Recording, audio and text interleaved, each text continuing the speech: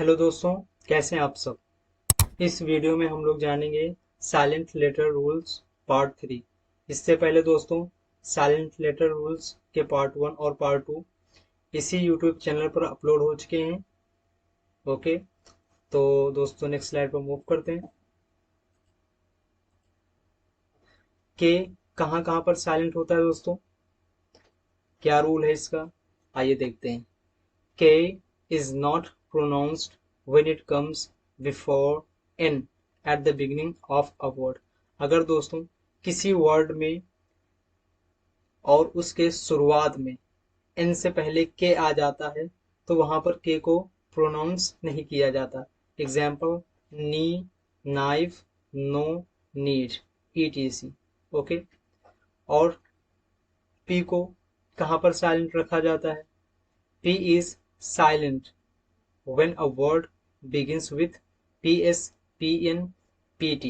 Okay, अगर किसी word की शुरुआत ps, pn, pt से होती है तो वहां पर p को साइलेंट रखा जाता है। Okay, example psychology, pneumonia, pterodactyl, pterodactyl. Okay, next slide पर मूव करते हैं। s को कहां पर साइलेंट रखते हैं।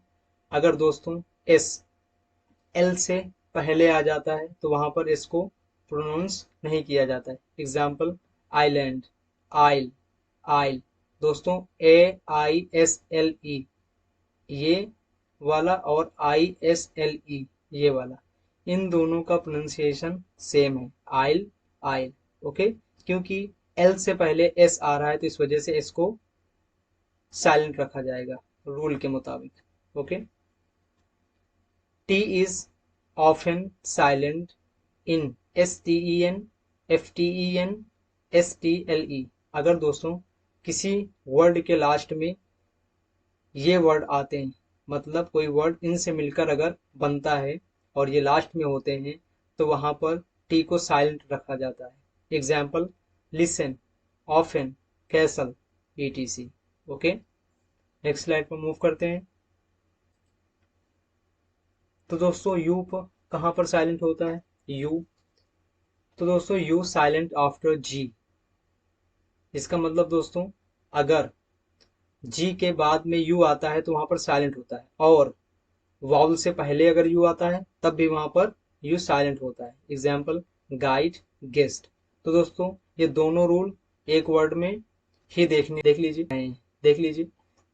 यू यहाँ पर दोस्तों जी के बाद में है रूल के मुताबिक, तो यहाँ पर यू को साइलेंट रखा जाएगा। और एक आई जो है ये वाउल है, और यहाँ पर दोस्तों इस वर्ड में ई एक वाउल है। ओके, तो इन दोनों वाउल से पहले यू आ रहा है तो इस वजह से यू को साइलेंट रखा जाएगा। Okay, guide, guest. ओके, और अगर दोस्तों कहीं पर यू का प्रोनाउंसिएशन हो रहा है, मतलब उसको प्रोनाउंस किया जा रहा है, तो समझ जाइएगा कि वो एक्सेप्शन की कैटेगरी में आता है। ओके, क्योंकि इंग्लिश में रूल से ज्यादा तो एक्सेप्शन ही है, जैसा कि आपने पार्ट 2 और पार्ट 1 में देखा ही है। ओके, तो डब्ल्यू कहाँ पर साइलेंट होता है, W is silent before are.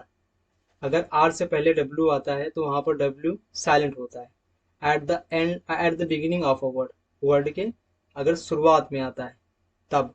And also silent in WH words, और जो WH वर्ड्स होते हैं ना वहां पर भी डब्ल्यू को साइलेंट रखा जाता है।